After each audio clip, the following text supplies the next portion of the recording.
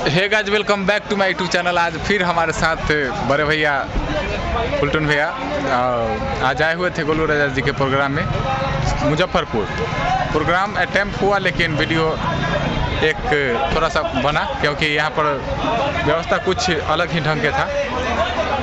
तो अभी फुलटन भैया कुछ बोलेंगे।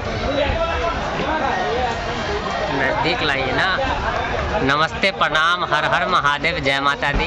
जय माता दी। आप तमाम भोजपुरिया श्रोता समाज के हम लोग का ब्लॉग जो है इस चैनल में आपका स्वागत है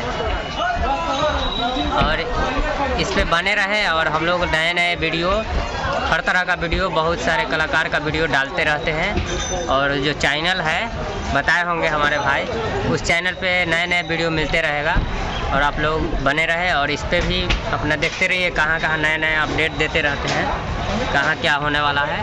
बहुत बहुत धन्यवाद। और दिखा दे कुछ नज़ारा आप लोग को। तो इधर देखिए, ढेर सारा व्यवस्था था यहाँ पर।